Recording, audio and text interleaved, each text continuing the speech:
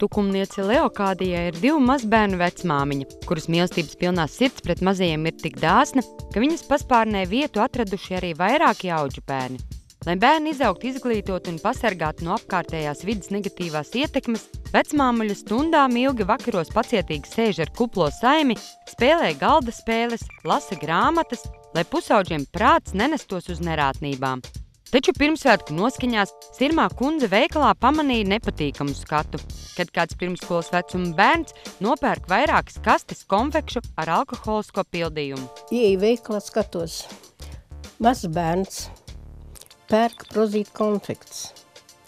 Un pārdevēji pārdotās prozītu konfekts, tā kā tas it nekas nebūtu, tā kā es ledens tā kā ledens viņš pirktu. Un neviens nepainteresējas, ko viņš darīs ar tām konfektēm. Ja viņš vienu to iepakojumu noēdīs, tad viņš arī piedzersies. Alkoholu nevar bērniem pirkt. Cigaretes arī nevar, bet prozīt konfektes, to drīkst.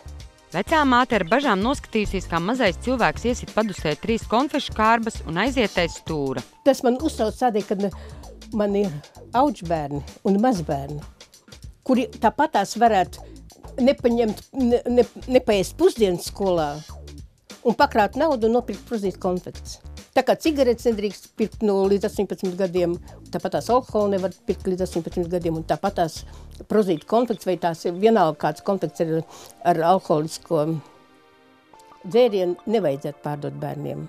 Arī Leokādijas 13-gadīgā auģu meita Paula redzējusi nepatīkamo skatu un ir neizpratnē, kā tas var būt, ka pieaugušie pat nepainteresējas, ko tik mazs bērns iesāks ar 3 kastēm konfešu ar alkoholisku pildījumu. Es domāju, ka bērni nevarētu ēst tāds konfekts, jo viņi var piedzerties un pēc tam palikt slikti viņiem. Nevajadzētu tāds konfekts pārdot maziem bērniem.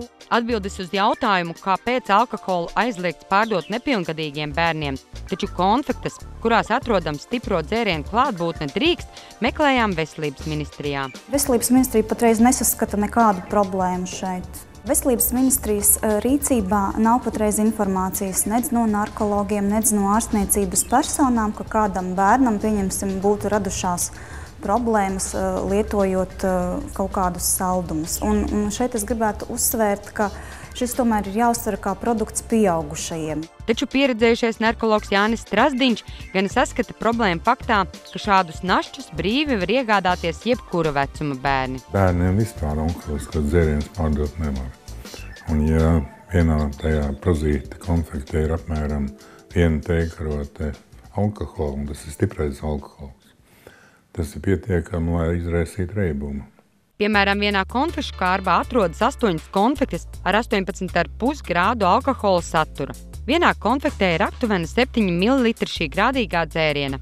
Izēdot iepakojumu, bērns praktiski izdzer 56 ml alkohola. Bērniem pirmkārt ir ļoti maza tolerants.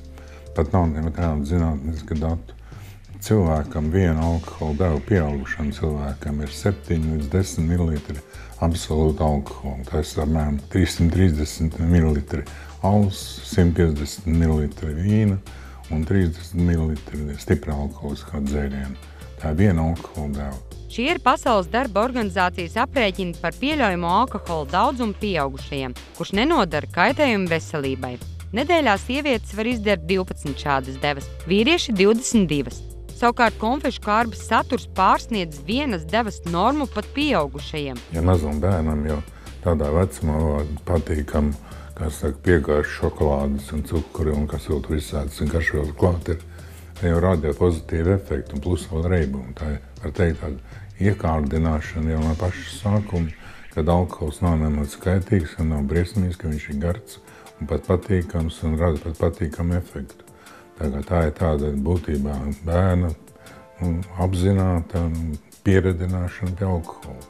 Veselības ministrija uzskata, ka tas, ko bērni iegādājas, ir katra vecāka atbildība, nevis valsts problēma. Aizliedzot šādu konfešu tirgošanu, tikšot traucēta komercdarbība. Līdz ar to Veselības ministrija neplāno veikt kaut kādus ierobežojumus, lai tātad ierobežotu šo produktu tirdzniecību. Šādas konfektes pastāv jau ļoti sen. Šādi produkti ir pieejami arī citās Eiropas Savienības valstīs, un likumdošana šeit ir vienāda. Latvijā bērnu alkoholisms ir nopietna problēma, uzsver narkologs. Viņa rokās ārstēties no alkoholisma esot nonākuši pat 12-gadīgi bērni. Bērnu alkoholisms ir sevišķi, kas nāk no nelabvēlīgām ģimenēm, tiem saucamiem ielas bērniem, ir ļoti plaši izplatīta parādība. Viņi jau nav tikai alkoholisms viens, jo ir ļoti daudz lietotāju atšķaidītājs.